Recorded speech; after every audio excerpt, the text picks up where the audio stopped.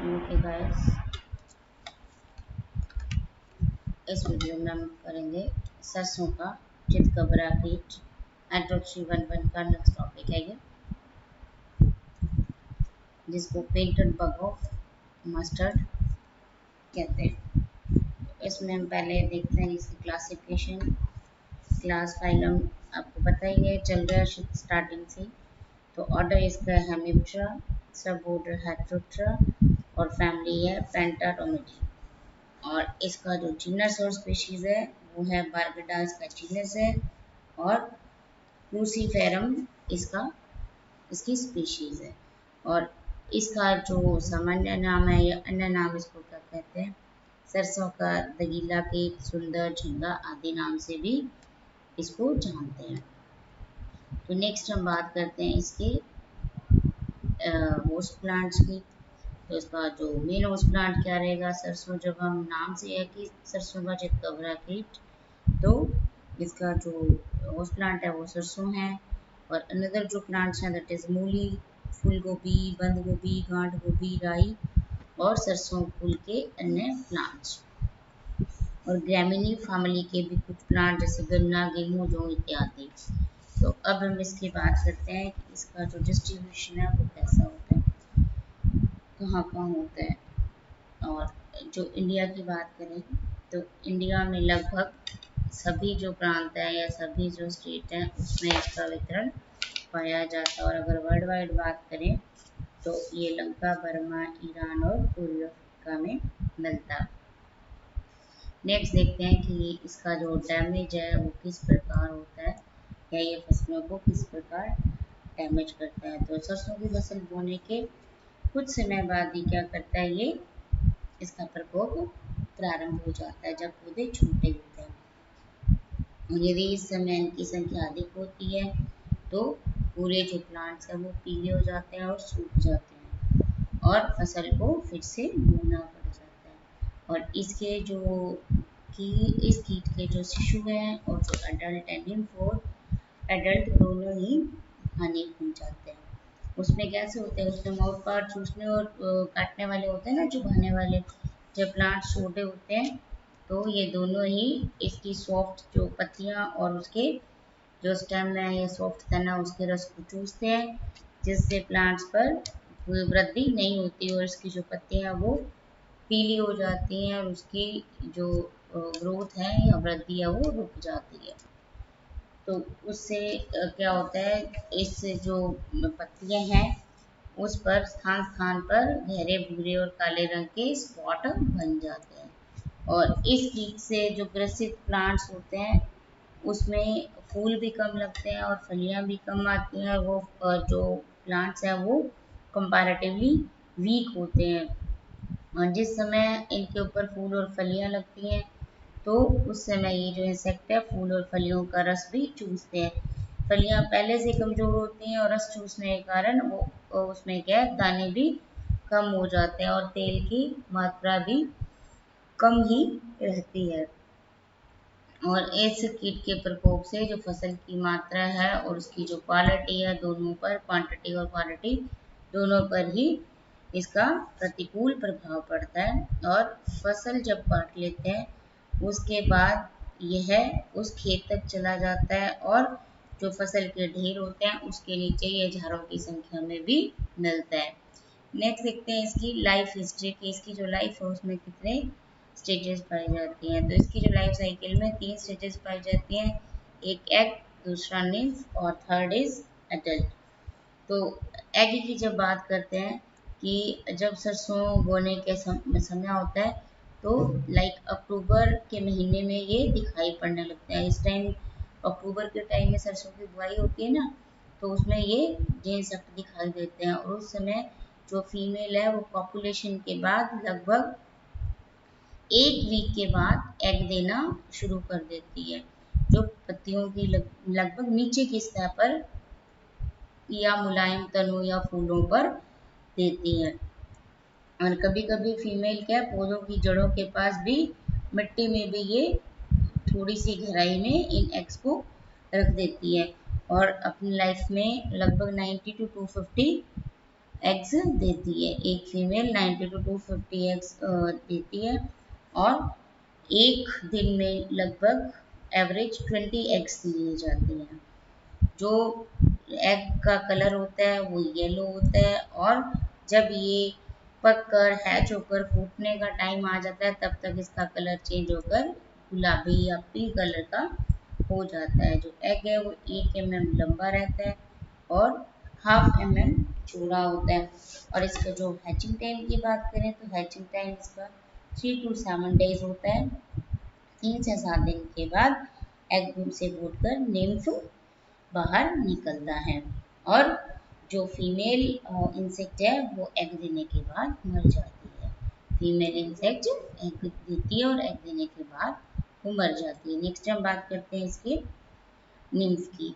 तो जो निम्फ है वो चमकीला होता है और ऑरेंज कलर का होता है और जिसकी आंखें लाल रंग की होती है और उसकी जो लंबाई है 1.3 mm और चौड़ाई लगभग 1 mm होती है। इसमें पंख नहीं पाए जाते और जो माउथ पार्ट्स है वो चुभाने और चूसने वाले होते हैं। ये क्या करते हैं, रेंग कर प्लांट्स के ऊपर चढ़ जाते हैं और उनके जो सॉफ्ट पार्ट है उसको चूसते हैं। और ये लाइफ में 5 बार त्वचा निर्मोचन करते हैं और त्वचा निर्मोचन के बाद ये फ्लोर में बदल जाते हैं। और इसका जो विचित्र निम्फ होता है उसकी लंबाई लगभग 4.5 mm और उसकी चौड़ाई जो होती है 3.2 mm होती है। और इसका जो निम्फ का पीरियड रहता है, लाइफ पीरियड, निम्फ का जो काल होता है टाइम, वो 20 to 27 डेज होता है। 20 to 27 डेज के बाद निम्फ क्या होता है, फ्लोर में चेंज हो जाता है। ये देखिए हमारे पास यहाँ क्या है, फर्स्ट स्टेज। 3 to 7 डेज में हमारे पास सेकेंड स्टेज आ गई है और 20 to 27 डेज में हमारे पास ये थर्ड स्टेज। 3 स्टेजेस बताइए और 3 स्टेजेस की 7 डेज के बाद फीमेल क्या करती है, एग लेइंग करती है और देन फीमेल की डेथ हो जाती है। अभी बताया ना कि फीमेल क्या क्या होती है, डेथ हो जाती है। कब, जब वो एग लेइंग कर देती है। तो कैसा मेटामॉर्फोसिस पाया जाता है, कंप्लीट। और टोटल लाइफ साइकिल जो इसका होता है वो 30 to 41 डेज रहता है और एक साल में 6 to 7 जनरेशन इसकी पाई जाती है।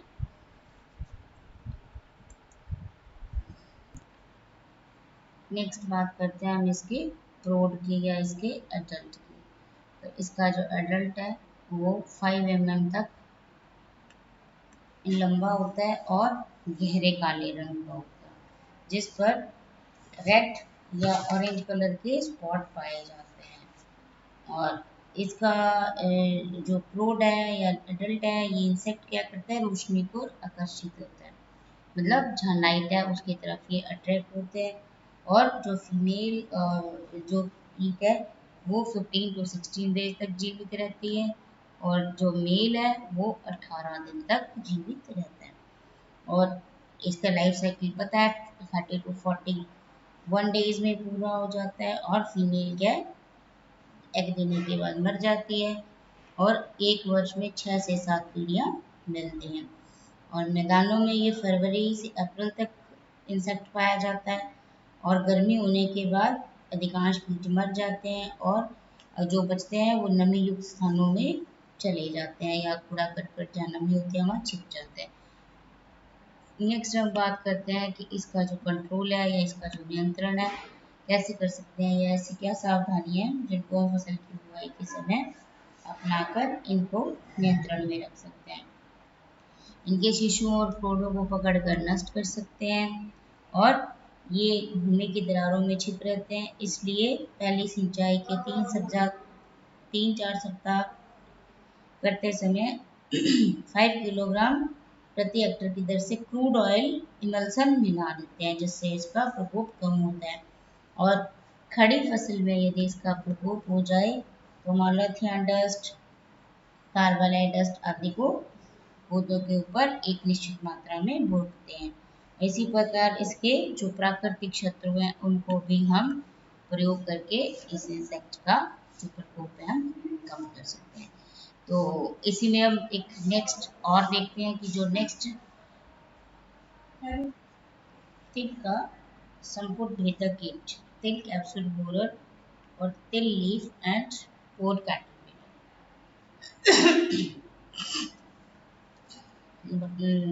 पहले देखते हैं कि इसका क्लासिफिकेशन क्या है। फाइलम क्लास पता ही है, ऑर्डर इसका है लेपिडोप्टेरा और फैमिली इसकी है पायरेलिडी।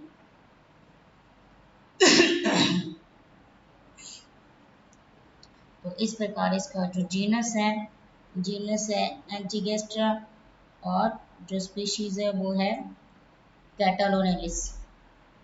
इस प्रकार ये जो तिल कैप्सूल बोरर है इसका क्लासिफिकेशन रहता है। और जो नेक्स्ट हम देखते हैं कि इसके जो होस्ट प्लांट क्या है ना। अब होस्ट प्लांट की जब बात करते हैं तो होस्ट प्लांट देखते हैं हम कि इसका जो होस्ट प्लांट है वो कौन सा है।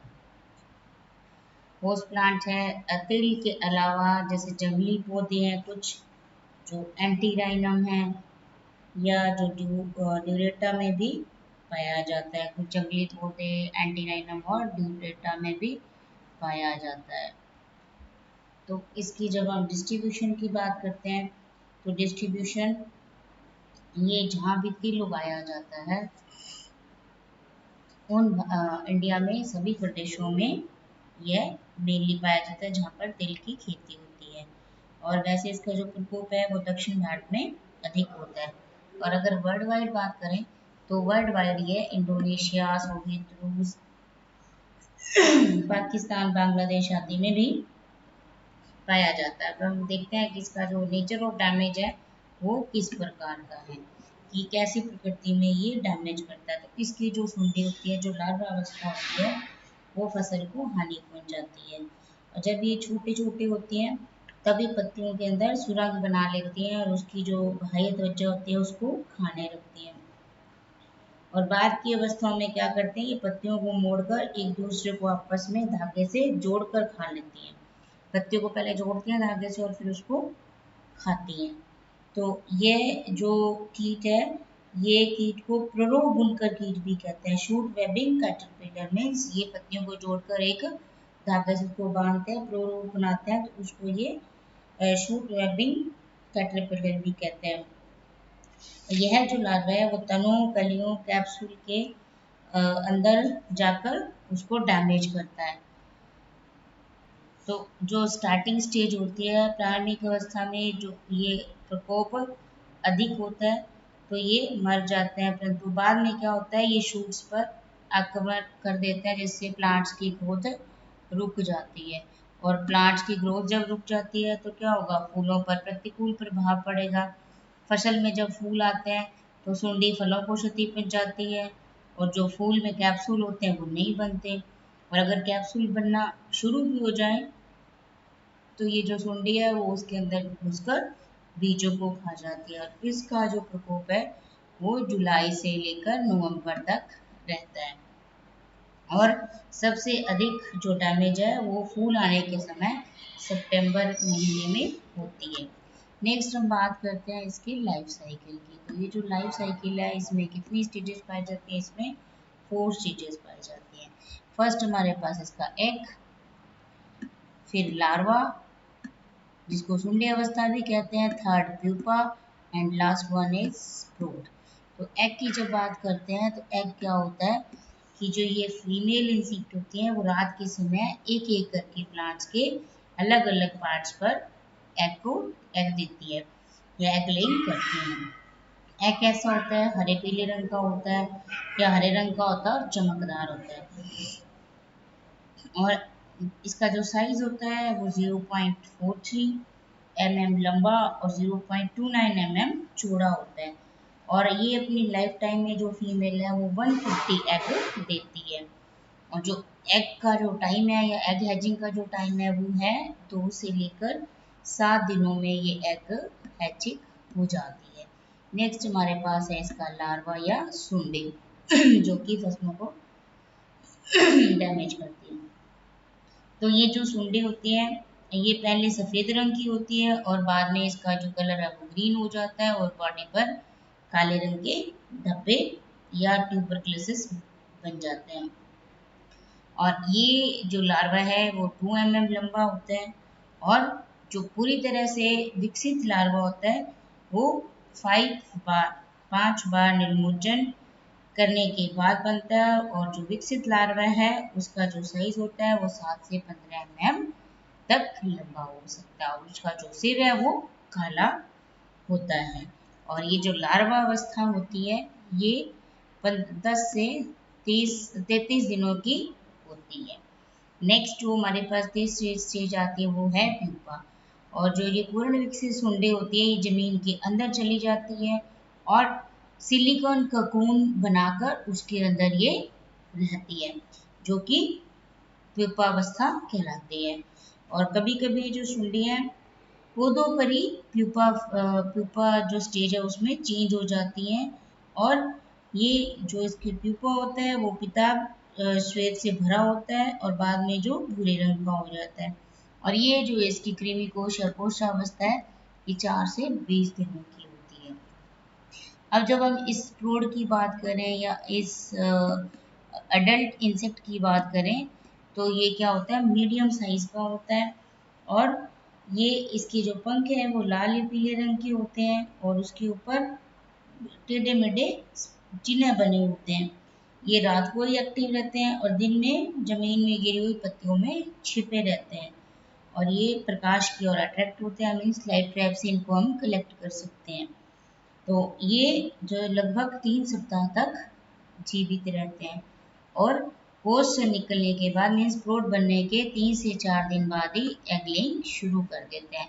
तो ये हमारे पास एक स्टेज, इसके बाद ये लार्वा और थर्ड स्टेज हमारे पास प्यूपा एंड 4 इज एडल्ट। और एडल्ट क्या करते हैं 3 से 4 डेज बाद ही एग लेइंग शुरू कर देते हैं। मेटामॉर्फोसिस कैसा पाया जाता है complete. Total life cycle 90 to 64 days और एक साल में कितनी जनरेशन पाई जाती है 14 जनरेशन एक साल में इस इंसेक्ट की मिलती हैं। नेक्स्ट देखते हैं कि इसका जो नियंत्रण है या कैसी सावधानियां रख सकते हैं या इसका प्रकोप होने का और उसको नियंत्रण में कैसे ले सकते हैं। एक तो जल्दी बुआई करते हैं तो इसकी जो प्रकोप है इसकी क्षति को कम किया जा सकता है। सेकंड जो है कि जो गुथी हुई पत्तियां होती हैं और कैप्सूल्स को इकट्ठा करके उनको नष्ट कर देना चाहिए।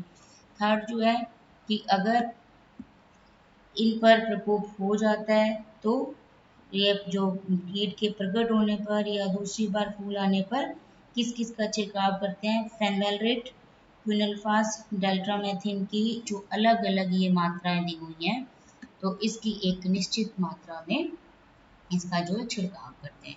और नेक्स्ट जो है वो है कि हम इसके प्राकृतिक शत्रुओं को यूज करके इसकी संख्या को कंट्रोल कर सकते हैं।